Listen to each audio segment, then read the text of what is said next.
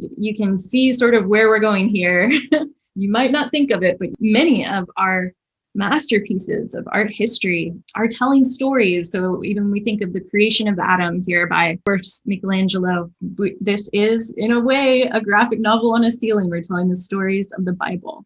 What makes an image a story? Scientists and artists are still arguing about what we want to call the very first art that humans ever made, the cave paintings, first in France. They have now found potentially even more ancient cave paintings in Indonesia. This is said to be more than 44,000 years old. It's kind of hard to make out, but we've got like a big beast. I think it's sort of like a bighorn sort of deer. And what's interesting in this piece is all these little hunters appear to be throwing arrows, but they're sort of these humanoid figures with different animal heads. And so this is one of the earliest pieces of art that has been found that humans have made.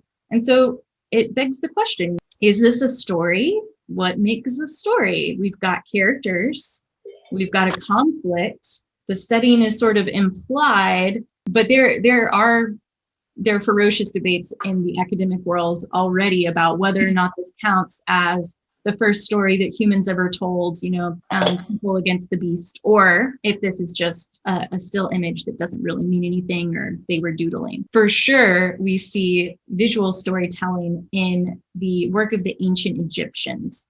They used sequential images in order to tell the stories of their gods and goddesses, and even more so, perhaps you could say, than today, the stories that they put on their walls and had on their, papyrus scrolls and all of that really influenced the daily life. The architecture around town was influenced by the stories that were told, their mythology, their religion. And because we were at a time that was sort of pre-alphabetical, even the scripts themselves were images. And so the different designs and pictures that they would use to represent a sound or a word in themselves were like tiny little pieces of art. And that's a whole nother study in itself. But what I think is really fascinating about how these stories influenced the ancient Egyptians is how much, because they were able to set these things literally in stone, they were able to keep their culture, their traditions alive over centuries as a very cohesive culture, because this tradition was able to be passed on potentially more accurately, you might say, or faithfully over the ages, as it opposed to if it would have been only an oral tradition, which is what we had before we had first visual storytelling and then written storytelling. Ancient Egyptians, very much a part of this tradition. Even when they were transitioning from one life to the next, they brought the Book of the Dead. The stories that they illustrated and wrote were not only an important part of this life, but the next. And they had the spell book for crossing over, and it included all of the things that you would need to say when you faced the god of the dead in the underworld, and kind of the cheat code to be able to get into heaven. In the end, the thing to remember is that visual symbols make meaning just in the same way that written symbols, aka words and alphabet, do. Art is all about communication. And so when we want to say more than just a single image in a painting, we really want to tell that story, we're going to be learning how to use the symbols of color, of character, of shapes, and put them all together to make meaning, which that's what humans do. We're storytellers. As civilizations rose and fell, we are now sort of in the early Renaissance, very late medieval phase. This is the Crivigny Chapel, painted by Giotto at Padua, Italy. This is one of the most famous narrative art examples of all time. It's considered to be probably the first Renaissance piece of art, and it has tons of stories involved. And of course, in this phase of art history, one of the main reasons that you saw so much fresco illustration of Bible scenes is because people, the average person, wasn't literate. And so in order to inspire people to want to be a part of your religion, you would have very persuasive paintings that would convince them to join your church. Also, this is a way for nobility and people who had wealth to gain status, not only in this world, but in the next. So on the far left here, you can see Enrico Scrovigny, the patron of this chapel. gifting the chapel itself to the Virgin Mary. And this is one thing I love, is the sort of symbolic perspective. The whole huge chapel has shrunk, and he's able to pass it along like it's a dollhouse to the Virgin Mary. He is, of course, telling this story of dedicating this chapel to the Virgin Mary. And on the right side, you see the Last Judgment. This is illustrating in graphic detail, if you go to hell. There's a long tradition of this from Hieronymus Bosch. Here's the full picture. You can see the rows of angels, Jesus in the middle, and heaven on one side and hell on the other. Very much a persuasive story to encourage people to follow their Bible stories. Here we have what would have been acted out during the Passion. You act out each of the scenes. These would have been acted out step by step by community members as part of the tradition.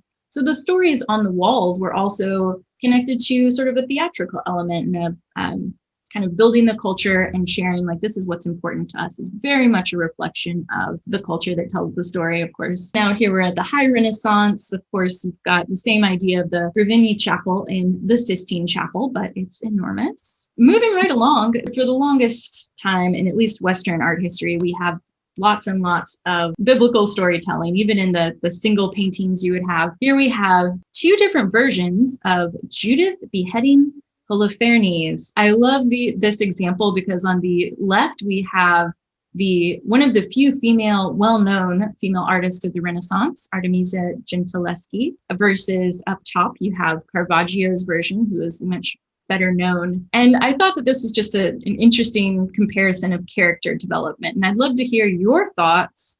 This is telling the same story of a biblical character who, for the good of her kingdom, beheads her husband-to-be, I believe. But what do you notice? Is there any difference in the character of Judith you see here? How the same scene might be slightly different according to the visual telling of it? Well, she looks so dainty in Caravaggio's version, which is accented by the fact that she's in white and she's, off at a distance from, whereas the Gentileschi one, she's, like she's right in there.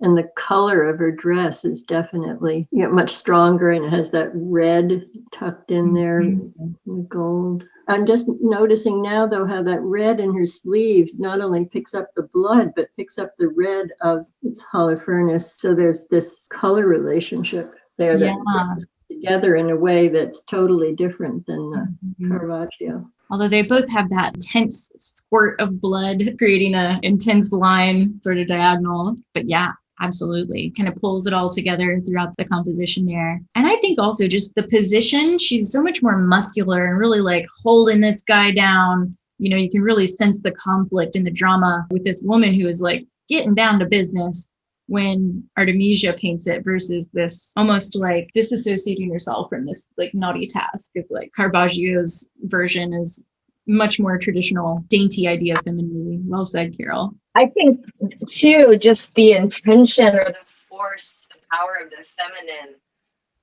Her friend there is actually helping her in the one on the left.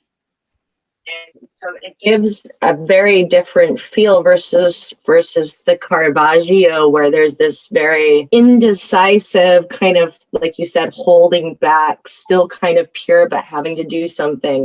The other one is just so down and dirty. Yes. Like you got your best friend, ride or die, like, we got to kill the king.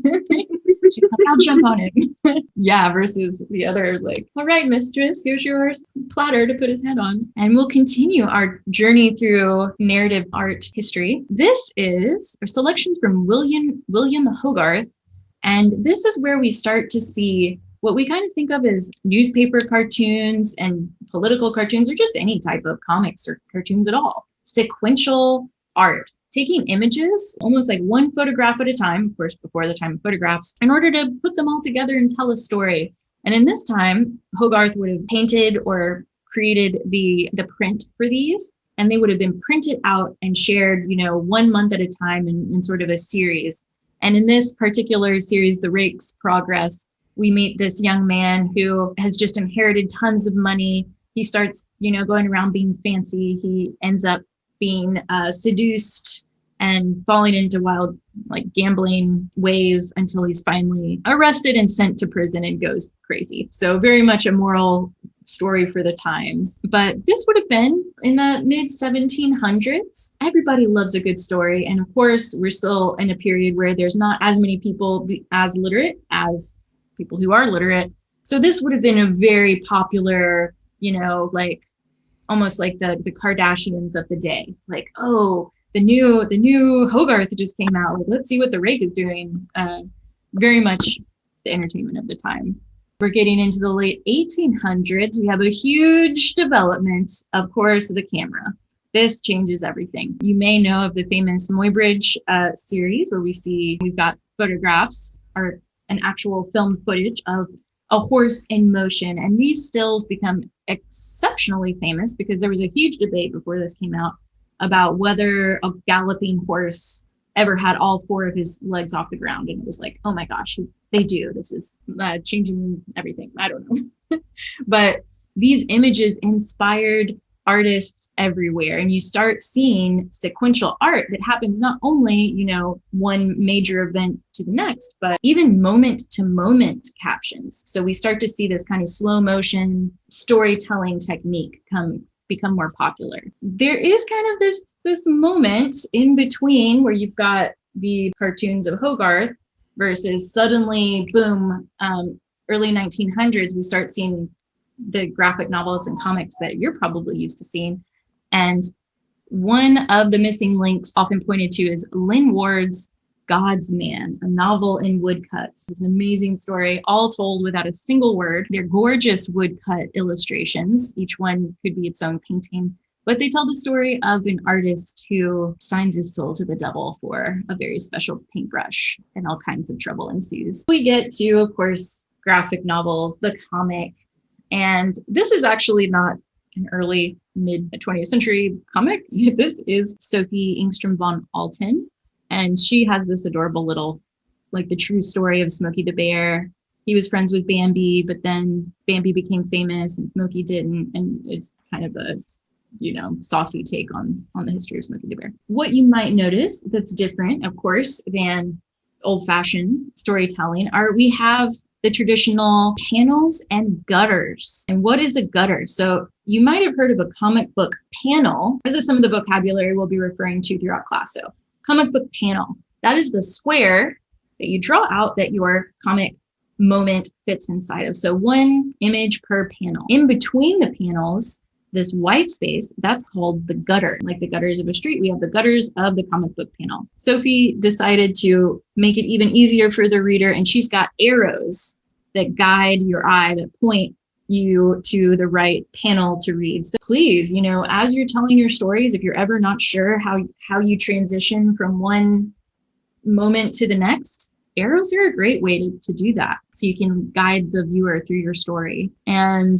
how we often run into visual storytelling these days from the New Yorker. And the caption is, of course you feel great. These things are loaded with antidepressants. So another good one. The point here is you don't have to have multiple panels to tell the story. There's so much that can be said in even just a single picture. But what makes storytelling really easily tell a story is when you have sequential art. Here's some more art from our friend Sophie, who's going to be our next week's guest, in creating a recipe. This is from her graphic novel on Panama. So on the left page, you see step 1, 2, 3, 4, 5 for how do you fry plantains, and the recipe for the very traditional Panamanian fried green plantains, which is a great way to get to know a place.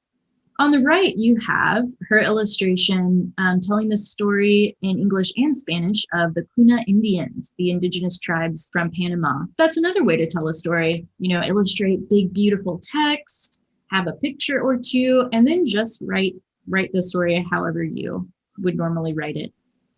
And of course, here we are in pandemic times. I thought these were exceptionally funny from the New Yorker. But the one on the left, I especially wanted to show because you don't have to be able to draw or draw well to make a great comic. Like, I still chuckle every time I read this one on the left. And then the first party after quarantine is a funny little what's going on in the minds of people who are at a party for the first time after a year of pandemic. Well, one last New Yorker comic, but this time I want you guys, we're about to have to pull out our creativity here. So how would you caption that? This is from the New Yorker. Every week asks you to caption their story. So we're going to get into our storytelling brains here. I'm going to give y'all a minute to think about it, and I'm going to try and come up with something. And it doesn't have to be funny. Something like I don't care how great the view is. I'm not climbing up there. Oh, that's funny. I thought of the opposite, which is Mirage. Don't you see the water? I'm about to dive in. Nice. I thought online dating would be easier than this. Love But- it. Stairway to heaven. Stairway to heaven. Oh Yeah. my gosh, yes. A stone's throw away. Not far enough. A stone's climb away. I had a really silly one. Mine's like, Bob, if you can't find your pet bird, you're not going to reach it up there. The 12-step program. The original 12-step program. Oh my God, yes, that's the winner. Oh, I love that. The original 12-step program. I'm going to rate that. Well, that's a great start, dear. When's the castle going to be done? I like that. Oh, Or you did good. or- negative statement. So what's the big deal? Yeah, right. But I like the original 12-step program. I think that takes the prize.